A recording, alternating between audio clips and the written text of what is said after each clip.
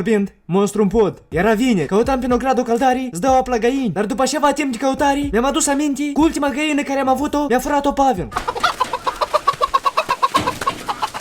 Într-un cât apă nu mai am la ședa, m-am pornit să fac ordine în grădină. Dar când am trecut de colțul casei, am văzut asta.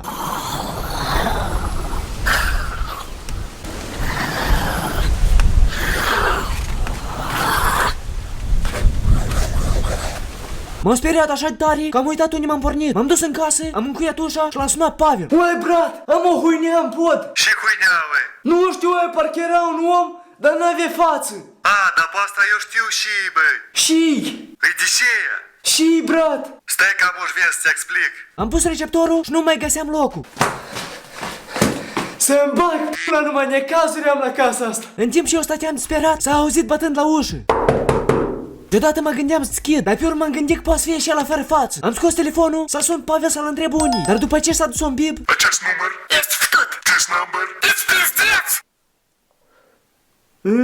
l-am mai sunat de vreo 2 ori, dar nimic. Am luat un scaun să mă apăr și m-am pornit să deschid. Am ajuns la ușă, m-am uitat pe un geam, pe alt geam, dar nu era nimic. Am luat scaunul în mână și am deschis.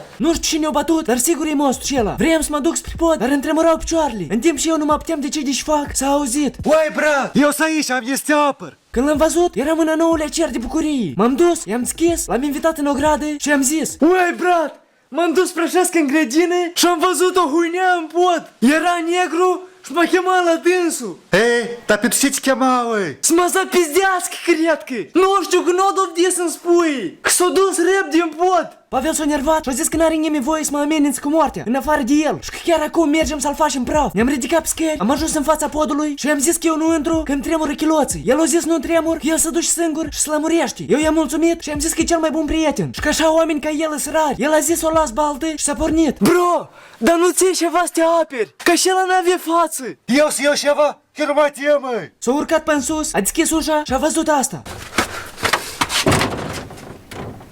Come here! Come here, suka!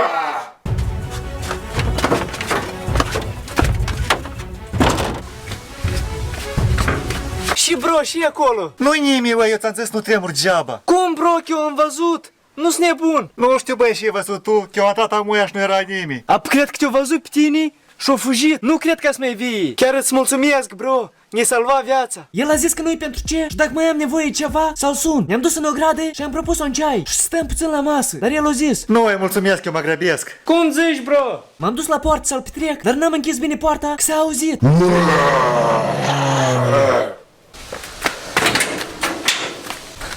Stai, bro, ai auzit?